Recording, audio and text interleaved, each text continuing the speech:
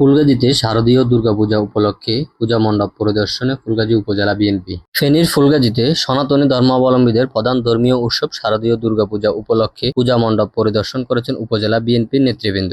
সোমবার সন্ধ্যায় উপজেলা বিএনপির আহ্বায়ক ফখরুল আলম স্বপন ও সদস্য সচিব আবুল হোসেন ভূঁইয়ার নেতৃত্বে উপজেলা সদর ইউনিয়নের 15টি পূজা মণ্ডপ পরিদর্শন করা হয়। এ সময় উপজেলা বিএনপির অঙ্গ ও সহযোগী সংগঠনের নেতাকর্মীরা উপস্থিত ছিলেন। তারা পূজা আয়োজকদের সাথে শুভেচ্ছা বিনিময় করেন এবং সার্বিক পরিস্থিতির খোঁজ খবর নেন। উপজেলা বিএনপির সদস্য সচিব আবুল হোসেন ভূঁইয়া বলেন, উপজেলা বিএনপির নির্দেশনা অনুযায়ী প্রতিটি পূজা মণ্ডপে শৃঙ্খলা রক্ষার জন্য আমাদের নেতাকর্মীরা দায়িত্ব পালন করছে, যাতে পূজার পরিবেশ শান্তিপূর্ণ থাকে। প্রতিটি পূজা মণ্ডপে দায়িত্ব থাকা নেতাকর্মীরা জানান, তারা আন্তরিকভাবে কাজ করে যাচ্ছেন। এখন পর্যন্ত কোনো ধরনের অনাকাঙ্ক্ষিত ঘটনা ঘটেনি। পূজা আয়োজকরা জানান, আমরা উপজেলা বিএনপিকে ধন্যবাদ জানাই। তাদের নেতাকর্মীরা শৃঙ্খলা রক্ষার দায়িত্ব পালন করায় আমরা নিরাপদে আনন্দঘন পরিবেশে পূজা পালন করতে পারছি।